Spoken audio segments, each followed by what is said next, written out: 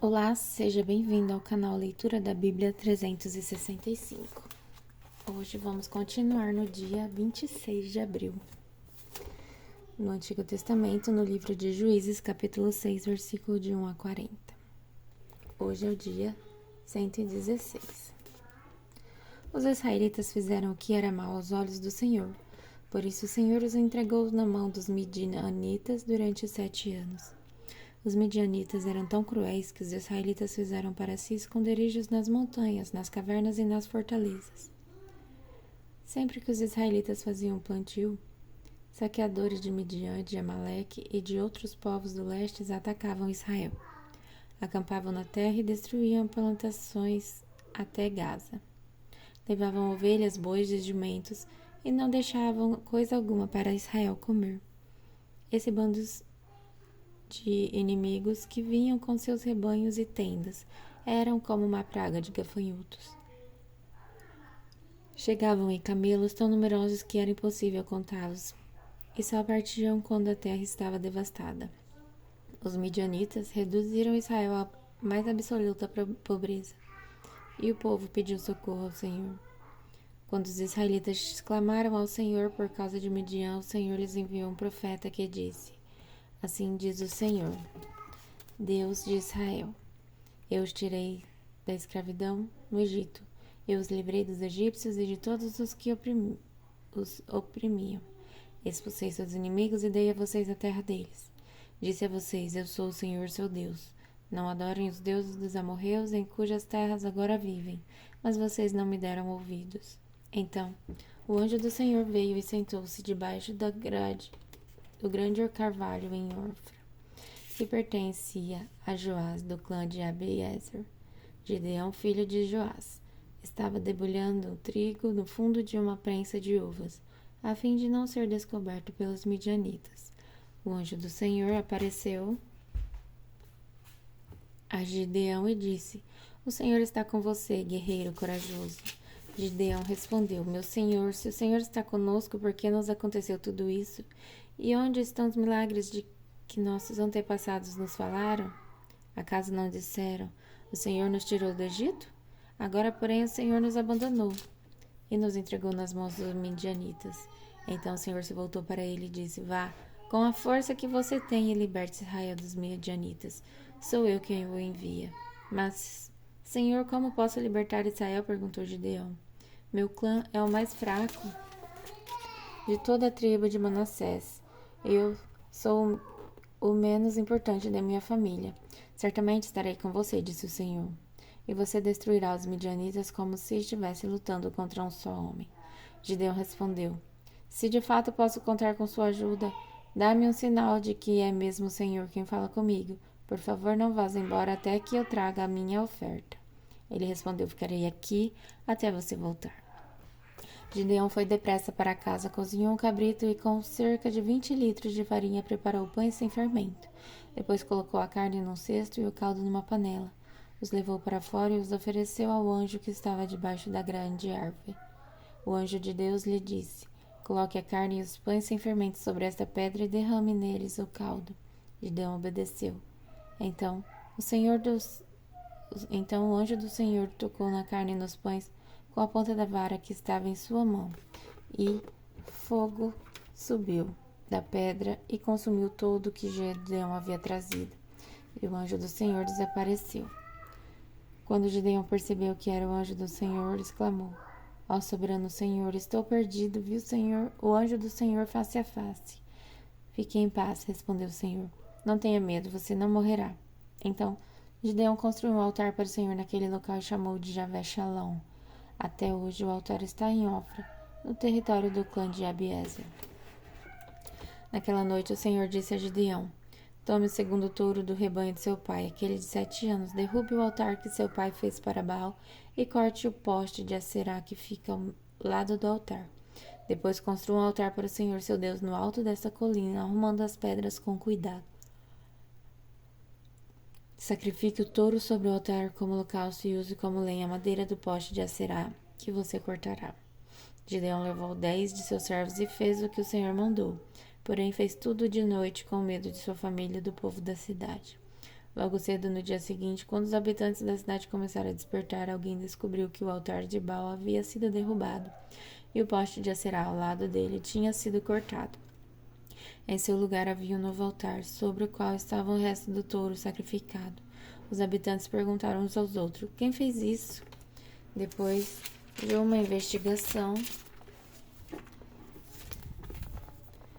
cuidadosa, descobriram que tinha sido Gideão, filho de Joás.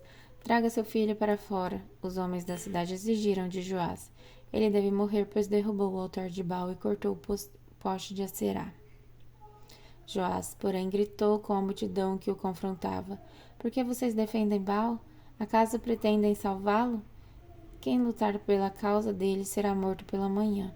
Se Baal é realmente um deus, que ele próprio se defenda e destrua quem derrubou seu altar. Dali em diante, Gideão foi chamado de Jerubal, isto é, que Baal lute com ele, pois derrubou o altar de Baal. Pouco tempo depois, os exércitos de Midian e de Amaleque e de outros povos do leste se uniram. Eles atravessaram o Jordão e acompanharam no vale de Jezreel. Então o Espírito do Senhor veio sobre Gideão, que tocou a trombeta de chifre de carneiro, convocando para a batalha, e os homens do clã de Abiezer o seguiram. Também enviou mensageiros à tribo de Manassés, Aser, Zebulon e Naphtali, convocando seus guerreiros, e todos atenderam ao seu chamado. Então Gideão disse a Deus: se de fato vais me usar para salvar Israel, como me prometeste, dá-me uma prova da seguinte forma: hoje à noite deixarei um pouco de lã na eira, onde se peneiram os grãos. Se pela manhã a lã estiver molhada de orvalho, mas o chão estiver seco, saberei que vais me ajudar a salvar Israel como prometeste. E foi exatamente o que aconteceu. Na manhã seguinte, bem cedo, Gideão se levantou, espremeu a lã e recolheu uma tigela cheia de água. Então Gideão disse a Deus: peço que não fiques irado comigo, mas que me permitas fazer mais um pedido. Deixa-me usar esta lã para mais uma prova. Desta vez, que a lã fique seca e o chão ao redor dela fique coberto de orvalho. Naquela noite, Deus fez o que Gideão havia pedido. Pela manhã a lã estava seca, mas o chão estava coberto de orvalho. E agora, em Lucas capítulo 22, versículo de 54 até 23, versículo 12. Então, eles o prenderam e o levaram à casa do sumo sacerdote. Pedro o seguiu de longe. Os guardas acenderam uma fogueira no meio do pátio e sentaram-se em volta. E Pedro sentou-se com eles.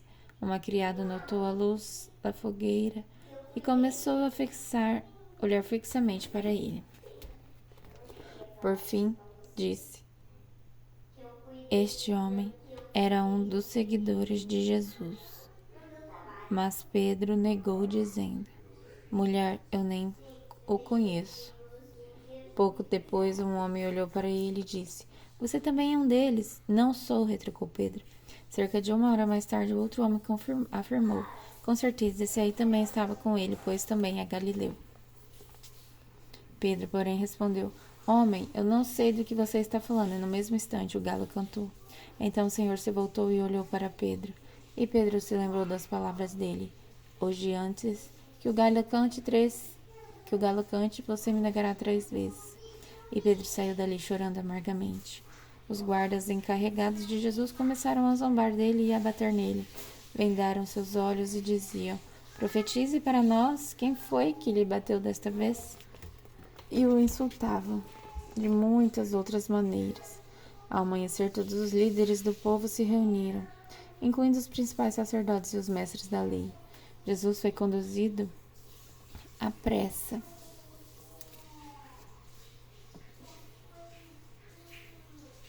Jesus foi conduzido à pressa à presença desse conselho. Eles perguntaram: diga-nos, você é Cristo? Jesus respondeu: se eu lhes disser, de modo algum acreditarão em mim. E se eu lhes fizer uma pergunta, não responderão. Mas de agora em diante o Filho do Homem se sentará à direita do Deus Todo-Poderoso. Todos gritaram. Então você afirma que é o Filho de Deus? E ele respondeu: vocês dizem que eu sou. Que necessidade temos de outras testemunhas? Disseram eles. Nós mesmos ouvimos da sua boca. Então todo o conselho levou Jesus a Pilatos. Começaram a apresentar o caso. Este homem corrompe o nosso povo, dizendo que não se deve pagar impostos ao governo romano e afirmando ser ele o próprio Cristo, o rei. Então Pilatos lhe perguntou: você é o rei dos judeus? Jesus respondeu: é como você diz. Pilatos se voltou para os principais sacerdotes e para a multidão e disse: não vejo crime algum neste homem. Mas eles insistiam: ele provoca revoltas em toda a Judeia com seus ensinamentos, começando pela Galiléia e agora aqui em Jerusalém. Então ele é Galileu? Perguntou Pilatos. Quando responderam que sim, Pilatos o enviou a Herodes Antipas, pois a Galiléia ficava sob a jurisdição, e naqueles dias ele estava em Jerusalém. Herodes se animou com a oportunidade de ver Jesus, pois tinha ouvido falar a seu respeito e esperava havia tempo vê-lo realizar algum milagre. Fez uma série de perguntas a Jesus, mas ele não lhe respondeu. Enquanto isso, os principais sacerdotes e mestres da lei permaneciam ali, gritando acusações. Então Herodes e seus soldados começaram a zombar de Jesus e ridicularizá-lo.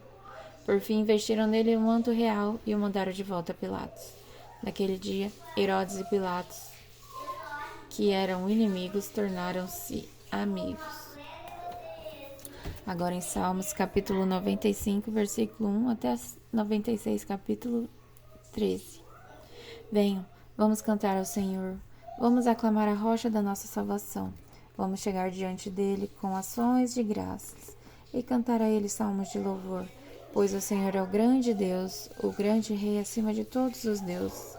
Em suas mãos estão as profundezas da terra, e a ele pertencem os mais altos montes.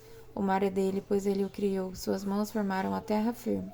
Venham, vamos adorar e nos prostrar. Vamos nos ajoelhar diante do Senhor, nosso Criador, pois ele é nosso Deus. Somos o povo que ele pastoreia, o rebanho sob seu cuidado. Quem dera hoje vocês ouvissem a voz do Senhor, pois ele diz: não endureça o coração como fizeram seus antepassados em Meribá, como fizeram em Massá no deserto. Ali eles me tentaram e me puseram à prova, apesar de terem visto tudo o que fiz.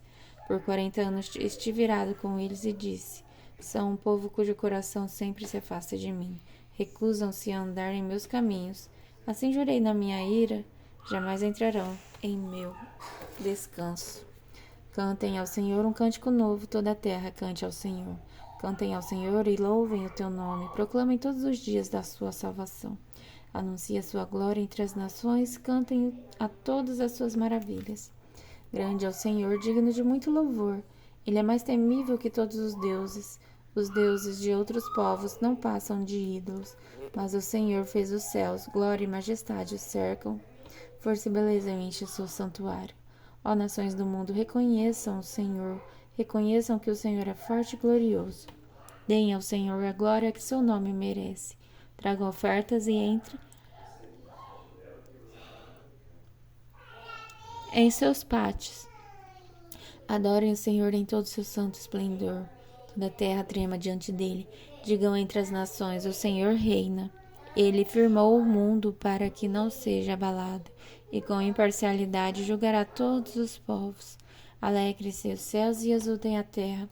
Deem louvor ao mar e tudo o que nele há. Os campos e suas colheitas gritem de alegria. As árvores do bosque exultem diante do Senhor, pois ele vem. Ele vem julgar a terra, julgará o mundo com justiça e as nações com sua verdade. E agora em Provérbios, capítulo 14, versículo de 5 a 6. A testemunha honesta não mente, a testemunha falsa respira mentiras. O zombador procura sabedoria e nunca encontra, mas para o que tem discernimento e conhecimento vem fácil. Até amanhã, no dia 117.